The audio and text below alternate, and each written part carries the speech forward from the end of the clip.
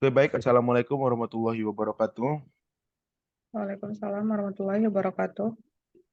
Sebelumnya, perkenalkan kami dari kelompok 4 yang mana terdiri dari saya sendiri Ahmad Rizky Cahyadi, kemudian teman saya Eni Febrianti, NPM saya 20 35 10 489 NPM ini. 20, 35, 10, 4, 17. Oke, baik. Di sini kami akan melakukan presentasi untuk tugas akhir pada kelompok kami, yang mana melakukan preprocessing data, kemudian melakukan pengujian terhadap data tersebut dilakukan dengan berbagai macam model dari machine learning, kemudian ditampilkan dan melakukan cross validasi. Oke, baik. Di sini akan presentasi pertama dimulai oleh Eni. Kepada Eni dipersilahkan.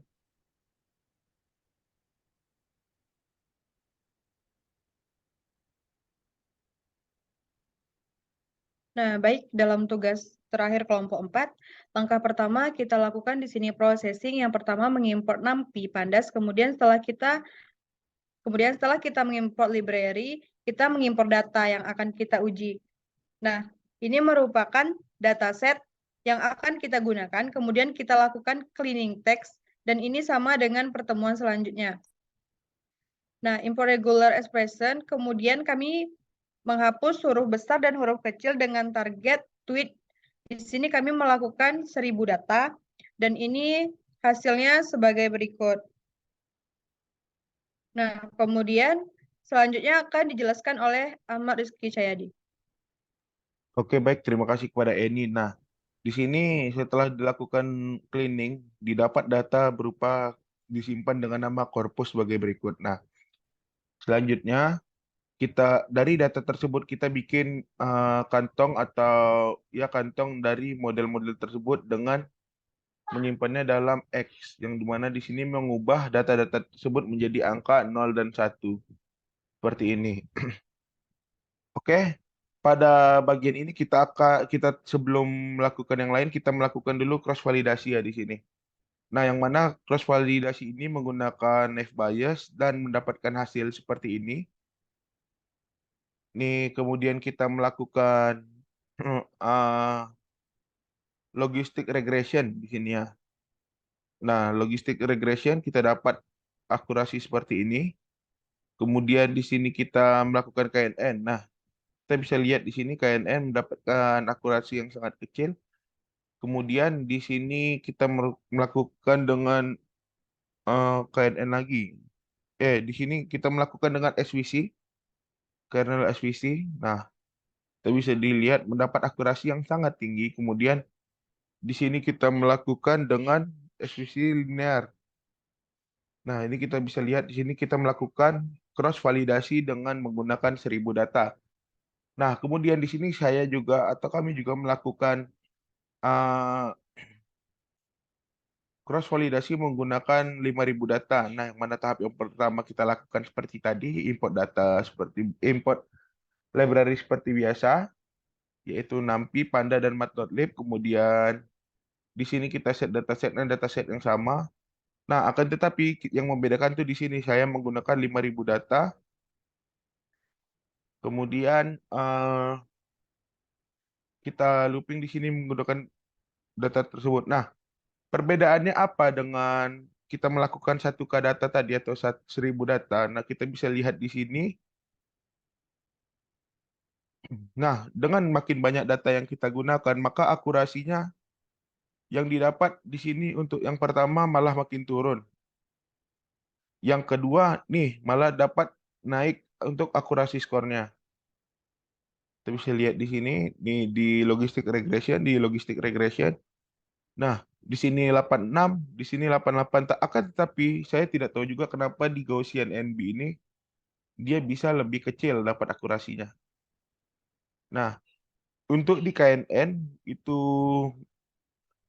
kita bisa lihat di 5000 data dia menjalankan dapat hasil 79%. Di sini kita dapat cuma 77% atau selisih 2%. Oke, kemudian di kernel SVC nih kita mendapatkan ya kurang lebih datanya lebih bagus karena banyak. Nah, yang di lain juga seperti itu.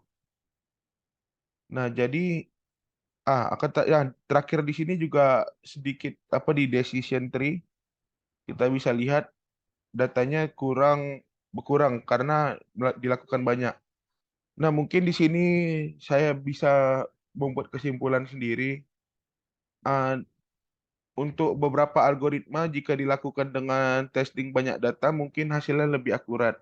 Akan tetapi tidak menutup kemungkinan juga untuk beberapa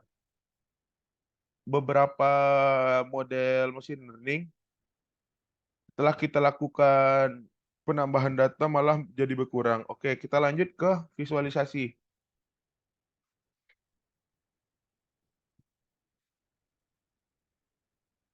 Nah, oke, kita lanjut ke visualisasi.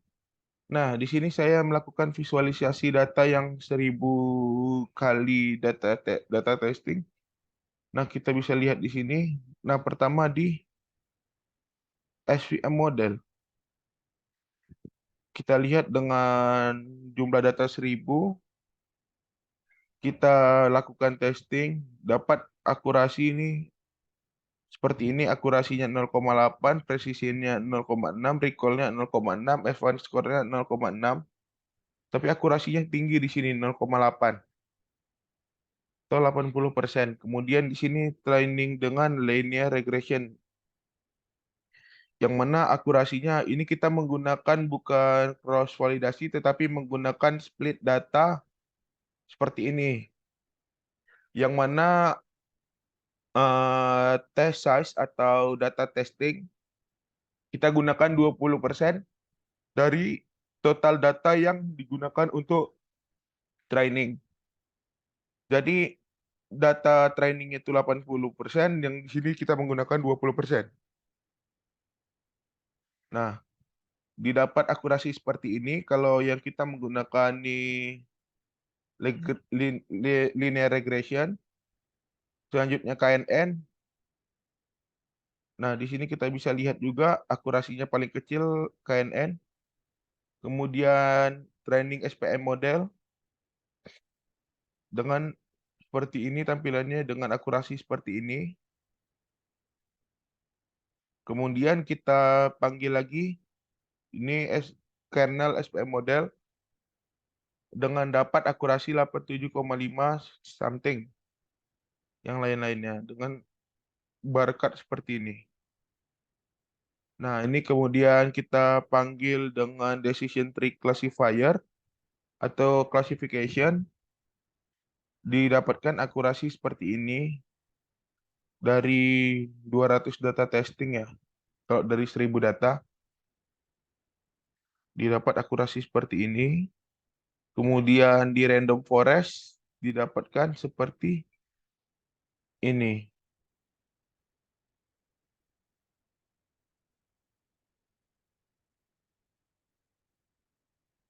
Oke, baik kita lanjutkan di sini ya. Nah, di sini kita melakukan voting classifier yang mana didapatkan hasil ensemble terakhirnya yaitu 0,88%. Nah, kita bisa lihat di sini juga KNN yang tadi saya bilang paling kecil hasilnya. Di atas juga kita lakukan tadi paling kecil. Nah, setelah di ensemble, maka dia dapat hasil akurasi yang sangat bagus yaitu 0,88 atau 88%. Baik, ini kita lakukan looping pada 1000 data. Kemudian kita coba melihat tadi saya mencoba juga di testing dengan 5000 data. Didapat dengan hasil seperti ini, kita bisa lihat sendiri. Nah, pada Gaussian, kita mendapat akurasi 80,3. Nah, sedangkan tadi di sini di Gaussian kita mendapat hasil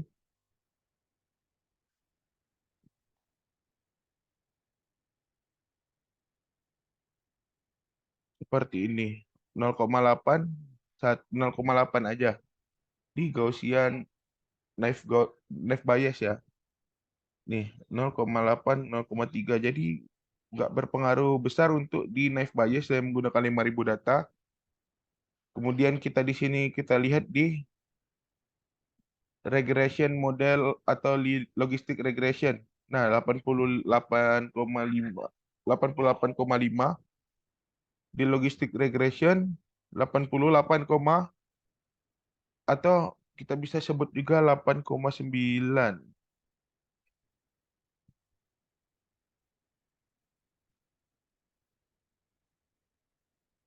Nih, kita bisa lihat di sini 0,85 di logistic regression. Nah, di sini malah akurasinya makin turun, kawan-kawan. Kita bisa lihat di sini. Saya menggunakan 5.000 data testing di sini. Nah, mungkin nanti teman-teman ada bisa membantu untuk menjawab kenapa ini bisa turun, sedangkan data yang kita gunakan tuh banyak.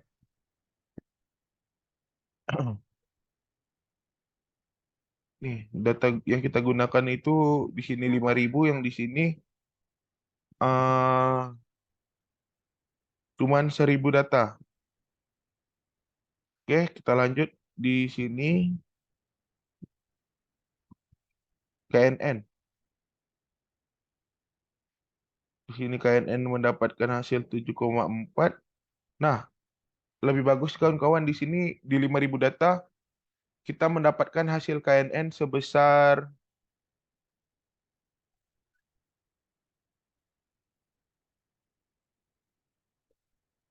akurasinya 0,77 atau 3% lebih banyak daripada 1.000 data. Kemudian di kernel SVM kita mendapatkan akurasi 0,875. Di sini malah turun teman-teman. Nah, kita lihat ke depannya, ke bawah terus. Di sini 0,89. Nih. Nah, di sini juga mendapat yang 5.000 data itu mendapatkan hasil apa lebih besar. Di sini 8,83, 0,83. Ini, nah di sini juga lebih lebih kecil kawan-kawan karena didapatnya. Mungkin nanti teman-teman bisa membantu kami untuk menjawab kenapa data trainingnya lebih banyak tapi hasil akurasinya makin berkurang gitu kawan-kawan. Oke, kemudian nih kita di random forest ya.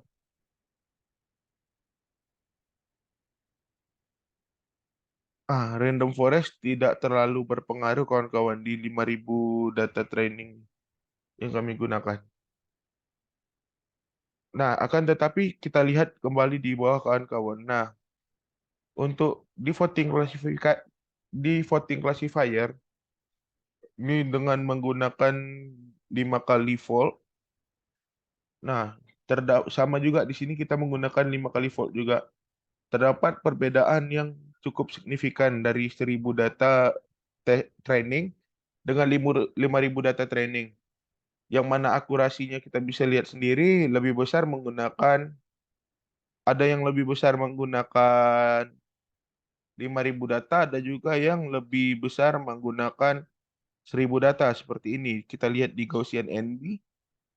Nah, seperti yang kita udah jelaskan sebelumnya juga di cross validasi, kenapa Gaussian NB sendiri yang paling kecil didapat ketika data trainingnya lebih banyak.